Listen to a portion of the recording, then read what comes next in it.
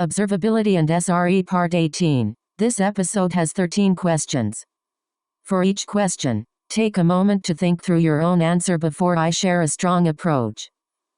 Question 1. Pod Internet Access. How does a pod in a private GKE cluster reach the Internet if it has no public IP? Here's a strong way to approach it. The pod's traffic leaves the node using the node's internal IP as the source, hits the VPC's default route, and if a Cloud NAT gateway is configured on that subnet or region, the outbound packet gets its source IP translated to one of Cloud NAT's external IPs so it can reach the Internet and receive the response, all without the pod or node ever having a public IP itself. Without Cloud NAT, or a proxy or NAT VM doing the same job, a private IP-only pod simply has no path out to the Internet, which is why Cloud NAT is a standard companion to private GKE clusters. Nice. Let's continue. Question 2. Network flow pod to Internet. Walk through the full network path from a pod to the Internet. Pod, node, VPC, Cloud NAT, Internet. Here's a strong way to approach it. The pod sends a packet from its alias IP address. It's routed through the node's network namespace or VETH pair onto the node's primary interface, now carrying the node's IP as it traverses the VPC. Since pod IPs are only routable within the VPC via those alias ranges, the VPC's routing table sends Internet-bound traffic 0, 0, 0, 0 or 0 toward the configured NAT gateway rather than requiring a public IP on the node. Cloud NAT performs source NAT, replacing the node's internal IP with one of its allocated external IPs and tracking the connection in its NAT table. The packet exits to the Internet from that external IP, and return traffic is matched back through Cloud NAT's connection tracking to the correct node and, in turn, the correct pod. Great. Moving on. Question 3. Shared VPC definition. What is a shared VPC in GCP, and why would an organization use one instead of per project VPCs? Here's a strong way to approach it. Shared VPC lets a host project own the VPC network, and subnets, while other service projects attach to and use those networks without owning any networking resources themselves. Resources in service projects, VMs, GKE clusters, get provisioned into the shared subnets as if the network were local to them. Organizations use it to centralize network administration, IP address planning, firewall policy, and interconnect or VPN configuration under one team, while still letting individual product teams operate independently within their own projects for billing, IAM, and resource life cycle. Alright, next question. Question 4. Host project role. What is a host project in a shared VPC setup? Here's a strong way to approach it. The host project is the project that owns the shared VPC network and its subnets. It's where firewall rules, routes, Cloud NAT, VPNs or interconnects, and subnet IP ranges are defined and managed centrally. Only the host project's IAM policies control who can administer the network itself. Other projects don't own any part of the VPC, they're just granted permission to use specific subnets from it. Let's keep going. Question 5. Service projects role. What are service projects in a shared VPC, and how do they relate to the host project? Here's a strong way to approach it. Service projects are regular GCP projects that have been attached to a host project's shared VPC, which lets their resources, compute engine VMs, GKE clusters, etc., be created directly inside the host project's shared subnets using IAM roles like compute network user scoped to specific subnets. This separates concerns cleanly. The product or application team owns and pays for the service project and its workloads, while the central networking team retains sole control over the underlying VPC, firewall rules, and IP address space in the host project. On to the next one. Question 6. Subnet sharing across projects. How are subnets shared across projects in a shared VPC architecture, and how is access to them controlled? Here's a strong way to approach it. An admin in the host project enables shared VPC on specific subnets and grants service project teams, or their service accounts, the roles or compute network user IAM role scoped either to the whole shared VPC or to individual subnets. This determines exactly which subnets each service project is allowed to deploy resources into. The host project's network admin, Roles or compute XP and admin at the organization or folder level. Separately controls which projects can even be attached to service projects in the first place, giving 2 layers of control. Good. Here's another one. Question 7. Bucket design considerations. What should you consider before creating a cloud storage bucket for a production workload?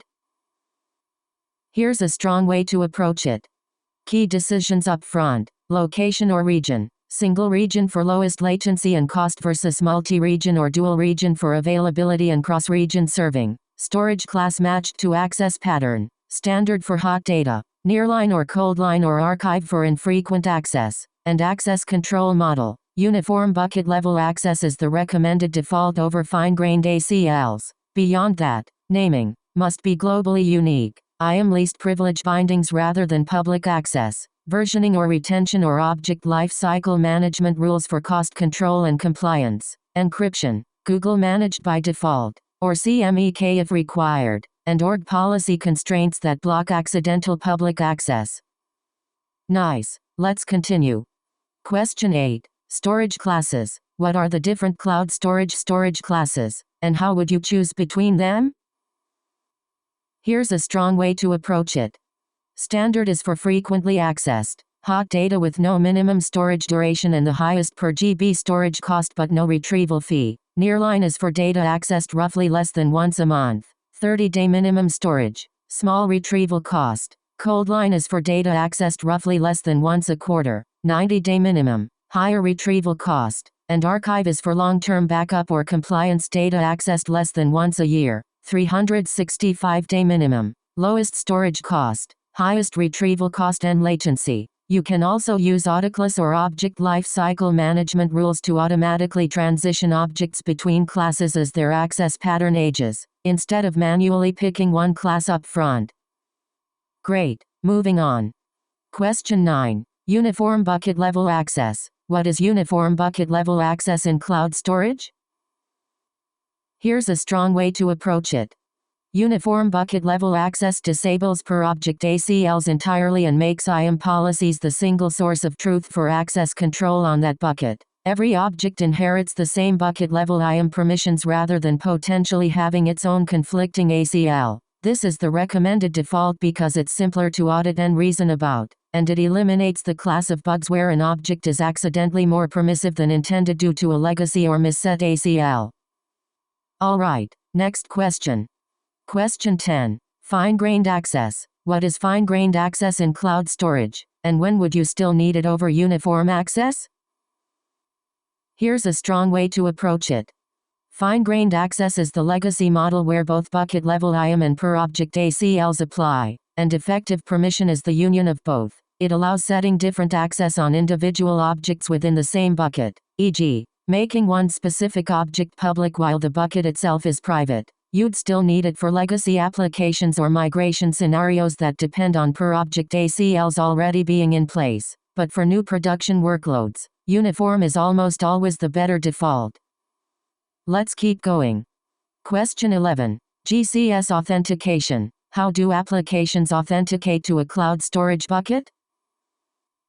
Here's a strong way to approach it. The recommended path is application default credentials backed by a service account identity. For workloads on GCE or GKE, that means workload identity, GKE, or the attached VM service account, compute engine, which the cloud storage client libraries pick up automatically with no key file involved. For local development, Cloud Auth application default login provides user credentials. Long-lived downloaded service account JSON keys are also technically supported but are the least secure and most operationally risky option, since they don't expire or rotate automatically and can leak. On to the next one. Question 12. Read-only IAM role. Which IAM role would you assign to a service account that only needs read-only access to objects in a bucket? Here's a strong way to approach it. Roles or storage object viewer. It grants storage objects get and storage objects list without any write, delete, or bucket admin permissions, which is the least privileged choice for a workload that only needs to read existing objects. Avoid the broader roles or storage legacy bucket reader or roles or storage admin unless the workload genuinely needs bucket metadata visibility or full control. Good. Here's another one. Question 13. Avoiding service account keys. Why should you avoid using service account keys, and what would you use instead? Here's a strong way to approach it.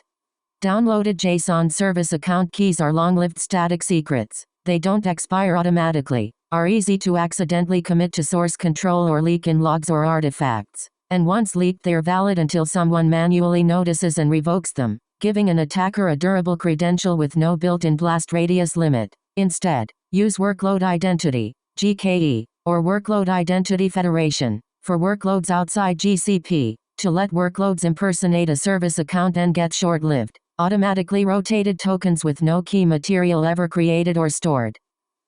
Nice. Let's continue.